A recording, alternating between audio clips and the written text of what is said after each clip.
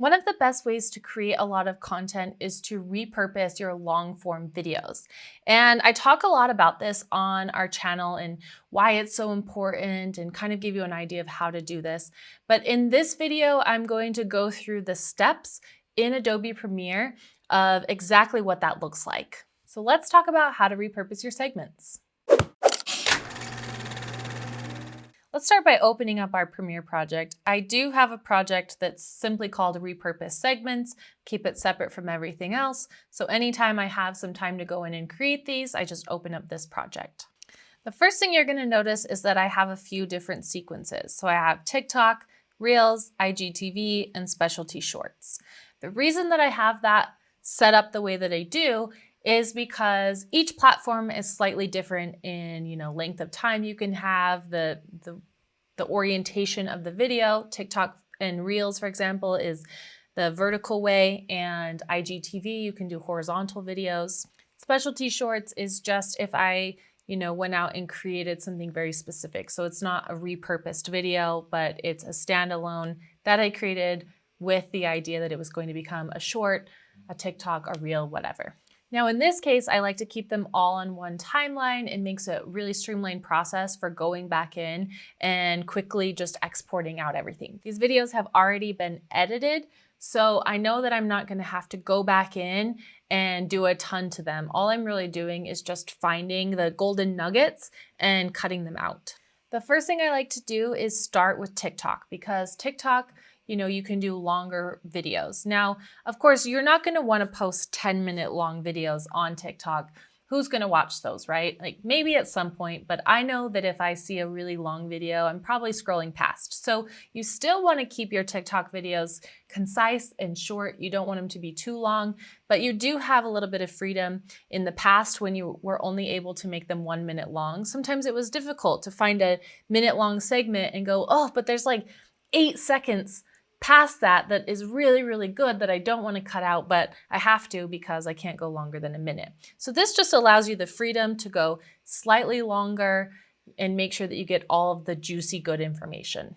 So what I do is I have our sequence set up. First of all, you can see that it's vertical. So if you go into sequence settings and you change your frame size to 1080 by 1920, that's how you're going to end up with this frame.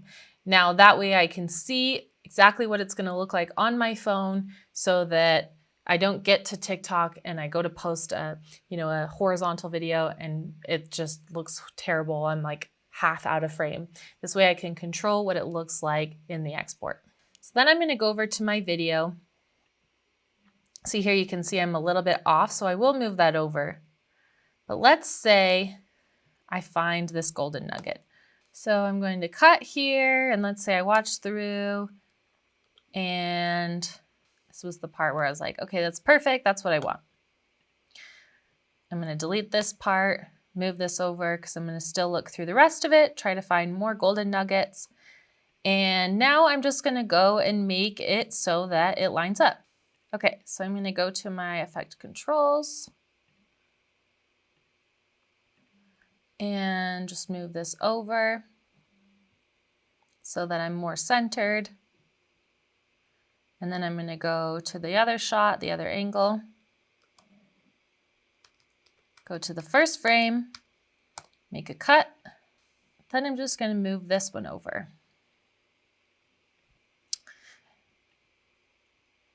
And if there were more shots to go to, if I switched back and forth more times in the minute or the 3 minutes or whatever I ended up getting for that, then I would just kind of switch back and forth. Okay, so let's find a good golden nugget. I think a lot of times, especially as a... Okay, so we're gonna start here.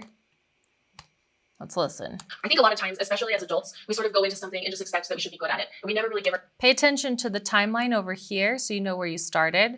So I started at 08. So I want to kind of pay attention so that I can see if I'm getting way, way long. I think a lot of times, especially as adults, we sort of go into something and just expect that we should be good at it. And we never really give ourselves that grace period to get good at something. A lot of times I think about when I was a kid, I was a competitive figure skater for 15 years. And, when I first started and I got on the ice, nobody expected that I was going to get on the ice and just be able to start jumping and spinning. Like, I spent that first day kind of holding onto the wall and figuring out my footing and, okay, this. One note, you can probably hear it sounds really weird. It's because I like to edit these in double time. I have to get through a lot of them. So to speed up the process, I do this in double time and it makes it go a lot faster. Really slippery. Like, what do I do with my body to make sure that I'm not going to fall? So in that setting, you would think to yourself, like, if somebody expected me to be really amazing at figure skating the first time I stepped on the ice, that sounds ridiculous, right? Like, of course I practice. I practice every single day, sometimes 3-4 hours a day to get to where I was able to be really good at what I did. So I'm not sure why, as we get older. So that's about a minute. I want to go a little bit longer because it's for TikTok. Older, we get this idea in our head that, like, okay, it's my very first time on camera. I'm going to be good at it. I have to be good at it. And then a lot of times what we'll see is people will apologize a bunch. Like, I'm so sorry. Oh, I'm so sorry. I have to start over. I'm so sorry. It's like, you don't need to apologize. Like, give yourself that time to figure it out. It's not something that comes naturally for everybody. Some people are better at it than others, but 99.9% of people get on camera and, have to have some period of getting comfortable or getting better. Like I said at the beginning of So that's a good place to end that one. or getting better. You want to think about finding a nugget that could stand alone, right? That story is fine if it's out of context of the rest of the video. I can make sure I add in my caption too to help it make a little bit more sense. But the idea is that you find something that if I posted that on Instagram by itself and somebody just found that reel, or I posted that on TikTok, they're not going to be like, wait, what? Like, it doesn't, you're not doing like a part 1, part 2, part 3. It's just that story, it was powerful, or it was giving some sort of information, and it doesn't need any other context. If you get to the end, you're like a minute and a half in and you're like, that actually didn't make any sense. Don't use it. Find something that can stand alone. So from there, I would scoot it over. And then I'm going to go through and make it so that I'm centered in the screen. So I'm going to find where the cuts are, because I'm doing this off of an exported video. This is not the original. Go to the next one. So I'm going to find all and create cuts. You could also do this on your original videos and just make copies. I've tried it that way as well. I tend to like this way a little better. It takes a little bit longer to do the cuts, but it's a little less messy. So I like to do it this way. Okay, so I have those. I'm going to move this one over. We know that this shot is the same as the third shot, so I'm going to go copy, and I can go paste attributes, and I want to paste the motion. And then I'm going to do the same thing here, scoot it over into the middle, copy, paste the attributes, and then I just want to double check that I stay in the center. I didn't move a whole bunch.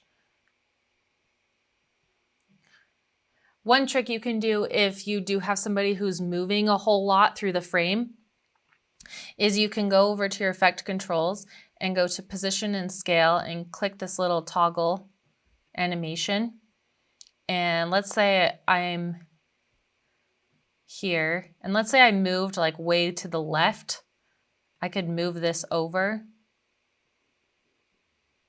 so that I'm back in the center of the frame. Now, obviously it doesn't look like that here because I didn't move, but that's how you would do that. And it just creates a camera motion for you.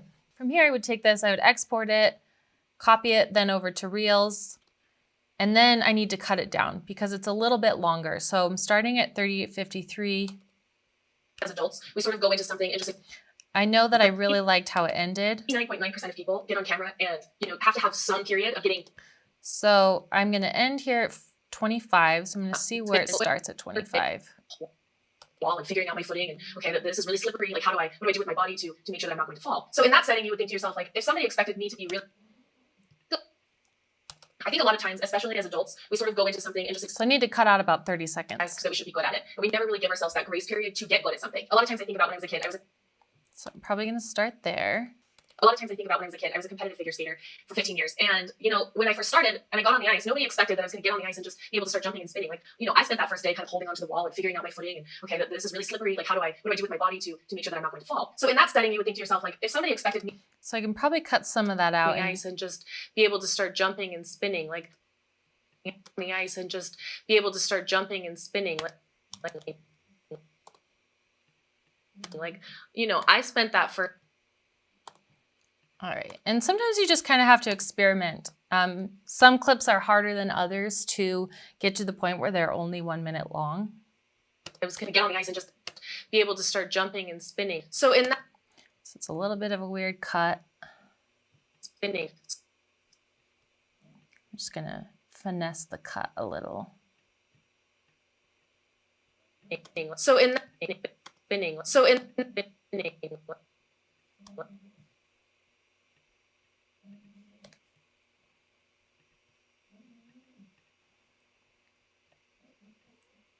and spinning. So in that setting, for the purposes of just keeping this a nice short video, I'm going to say that that was good. But if I was actually editing this, I would make that better. you would think to yourself, like, if somebody expected me to be really amazing. So let's see how much we still have to cut out. So we're at 04 and this ends at 13. So I need about 7 more seconds.